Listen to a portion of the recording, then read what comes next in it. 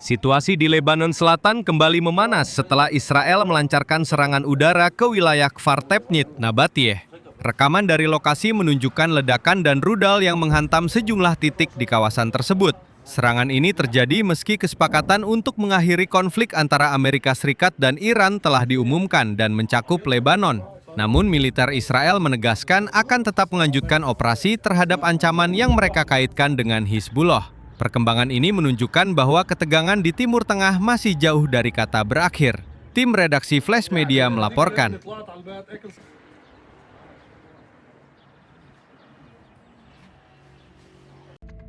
Donald Trump mengonfirmasi bahwa kesepakatan dengan Iran telah resmi ditandatangani. Pernyataan "It's signed" disampaikan di tengah sorotan dunia terhadap upaya mengakhiri ketegangan antara kedua negara.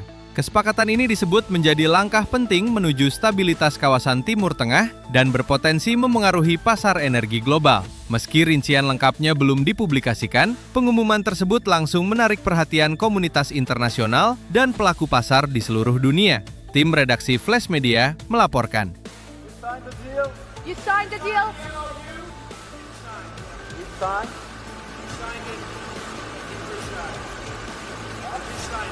The stories made in Versailles?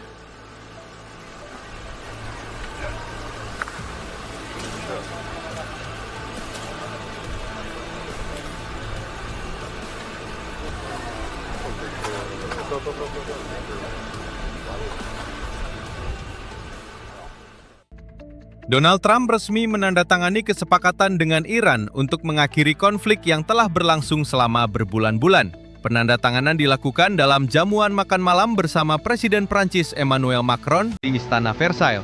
Kesepakatan ini menjadi langkah awal menuju negosiasi lebih lanjut terkait program nuklir Iran dan pembukaan kembali Selat Hormuz. Peristiwa tersebut langsung menjadi sorotan dunia karena dinilai berpotensi mengubah peta geopolitik dan pasar energi global. Tim redaksi Flash Media melaporkan.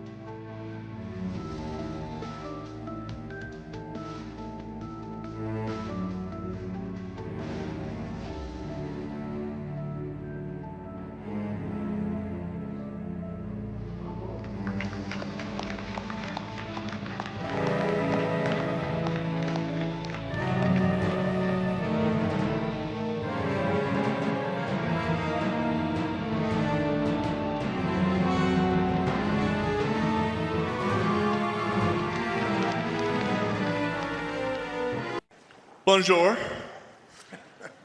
You've been clear, President Trump, the United States is not going to directly pay Iran, but the U.S. is going to let the Iranians start making billions of dollars, selling oil, accessing this reconstruction fund. Only if they're doing things right. Only if we're not doing anything. We're not putting up money. Only if they're doing things right. If they're doing things right, if people want to invest, they can invest. But they had this $300 million fund. It's only $300 billion fund. It's only if they're doing things right. Remember this also. When you talk about billions of dollars, they've had much more than $1 trillion worth of damage done. They got a long way. There'll be 15 to 20 years to rebuild what they have right now. So they have to behave themselves. If they're not behaving, they get hit again. You know, they'll be hit again because we can do it very easily.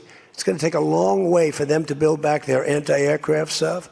It's going to take, and you know, the other thing I want to thank China, President Xi. I was with him, and he stayed neutral, totally neutral, and I appreciate it. And I want to thank Vladimir Putin. He was very neutral. They could have made it much more difficult for us. And I want to say it. You know, somebody would say, "Oh, that's terrible. He's thinking President Xi of China." Well, let me tell you, I had a long talk with him. You know, they have shoulder weapons to knock down airplanes. That it's not like the real deal, but they're accurate. They're fairly accurate. I said, I would really appreciate you're not giving or selling any of that stuff to Iran. And you know what? For the most part, he didn't. So I just want to thank them because they made it a lot better. What the difference is between giving Iran U.S. dollars and unfreezing U.S. dollars for? Well, the unfreezing, it's an easy one to answer. We have taken a lot of their money, and we have their money. We have taken their money. It's not our money. It's their money, and we froze it. At a certain point in time, I guess we're going to have to give it back. You know, if we didn't give it back, nobody would ever invest in the dollar again.